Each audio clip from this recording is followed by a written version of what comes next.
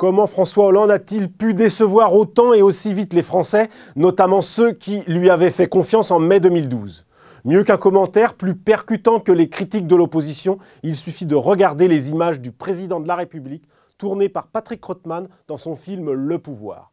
Si vous voulez comprendre les mystères de cette première année du quinquennat, courez voir ce film qui sera sur les écrans le 15 mai prochain. Le réalisateur a passé 8 mois à suivre pas à pas le chef de l'État. À travers ces images inédites sur les coulisses de l'Élysée, une faille saute aux yeux, l'enfermement du pouvoir alors que François Hollande est aux responsabilités depuis une petite année.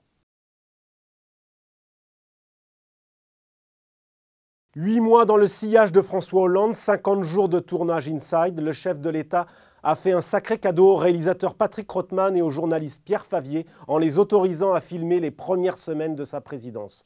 Aucun de ses prédécesseurs n'avait eu cette audace.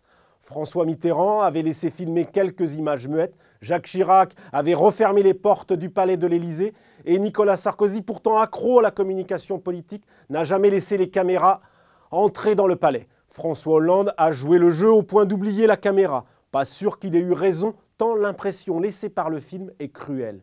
Évidemment, il ne s'agit pas d'un document féroce à charge contre l'exécutif, mais ce n'est pas non plus un film hagiographique. La caméra de Patrick Rothman filme les deux héros, le président et le palais. Et dans ce match magnifiquement servi par la musique de Michel Portal, le premier acteur se trouve vite pris dans le piège du second.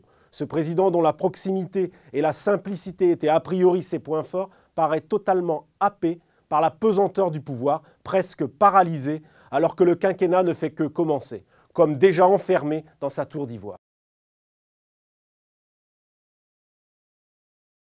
La légende de l'homme sympathique et du président débonnaire est confirmée, image à l'appui. François Hollande apparaît comme un patron sympa, presque trop, comme lorsqu'il s'excuse de demander à l'un de ses collaborateurs de réécrire un discours raté. Chaleureux avec son Premier ministre, il lui donne des conseils. Parfois, il sent que les choses ne vont pas, comme le jour de la photo officielle. Il fait remarquer à Raymond Depardon qu'il est trop distant sur la photo. Ou encore, peu de temps avant la révolte des pigeons, quand Hollande conseille de ne pas décourager l'esprit d'entreprise. Si on voit peu des images de la Première Dame, le réalisateur s'attarde sur la petite équipe d'énarques qui entoure le président. L'ambiance est studieuse, mais pas très créative. En effet, il y a cette scène d'un Hollande qui demande à ce que l'on réaffirme bien son cap dans un discours.